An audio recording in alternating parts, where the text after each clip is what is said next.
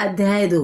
यूं आकाश और पृथ्वी और उसकी सारी सेना का बनाना समाप्त हो गया और परमेश्वर ने अपना काम जिसे वो करता था 7वें दिन समाप्त किया और उसने अपने किए हुए सारे काम से 7वें दिन विश्राम किया और परमेश्वर ने 7वें दिन को आशीष दी और पवित्र ठहराया, क्योंकि उसने उसे अपनी सृष्टि की रचना के सारे काम से विश्राम लिया। आकाश और पृथ्वी की उत्पत्ति का वृत्तांत यह है कि जब वे उत्पन्न हुआ, अर्थात जिस दिन यहोवा परमेश्वर ने पृथ्वी और आकाश को बनाया, तब मैदान का कोई भी पौधा भूमि पर न था और न कोई छोटा पेड़ उगा था, क्योंकि परमेश्वर यहोवा ने पृथ्वी पर जल नहीं बरसाया था और भूमि पर खेती करने के लिए मनुष्य भी नहीं था।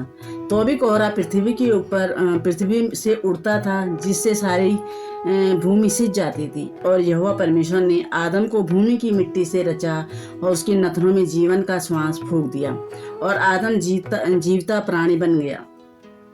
और यहोवा परमेश्वर ने पूरब की ओर आदन देश में एक वाटिका लगाई और वहां आदम को जिसे उसने रचा था रख दिया। और यहोवा परमेश्वर ने भूमि के सब भांति के वृक्ष जो देखने में मनोहर और जिसके फल खाने में अच्छे हैं उगाए और वाटिका के बीच में जीवन के वृक्ष को और भले या बुरे के ज्ञान के वृक्ष को लगाया। और उस वाटिका को सींचने के लिए एक महानदी आदन से निकली और वहां से आगे बढ़कर 4 धारा में हो गई।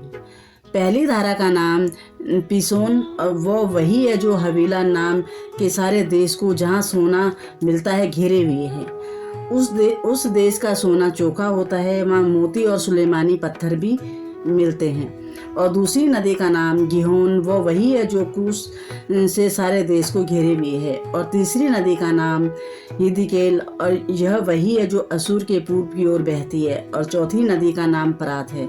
तब यहोवा परमेश्वर ने आदम को लेकर आदन की वाटिका में रख लिया और उसमें काम करे और उसकी रक्षा करे। तब यहोवा परमेश्वर ने आदम को यह आज्ञा दी कि तू वाटिका के सब वृक्षों के फल बिना खटके खा सकता है, पर भले या बुरे ज्ञान का जो वृक्ष है उसका फल तू कभी न खाना, क्योंकि जिस दिन तू उसका फल खाएगा उसी दिन अवश्य मर जाएगा। फिर यहोवा परमेश्वर ने कहा, आदम का अकेला रहना अच्छा नहीं है, मैं उसके लिए एक ऐसा सहायक बनाऊंगा जो उससे मेल खाए। और यहोवा परमेश्वर ने भूमि में से सब जाति के बैनीले पशु, आकाश के सब भांति के पक्षियों को रचकर आदम के पास ले आया और देखे कि वह उसका नाम क्या रखता है। और जिस जीवित प्राणी को जो नाम आदम ने रखा वही उसका नाम हो गया। सो आदम ने जब सब जाति के घरेलू पशुओं और आकाश के पक्षियों और सब जाति के वनीले पशुओं के नाम रखे, परंतु आदम के लिए कोई ऐसा सहायक न मिला जो उसे मेल खा सके।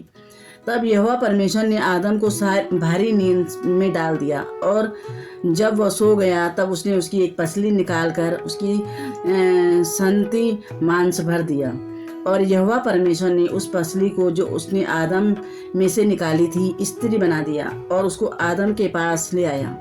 और आदम ने कहा, अब यह मेरी हड्डियों में से की हड्डी और मेरे मांस में का मांस है, सो इसका नाम नारी होगा, क्योंकि यह नर में से नारी निकाली गई है।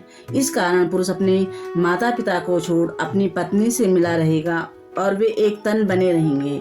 और आदम और उसकी पत्नी दोनों नंगे थे पर लजाते न थे।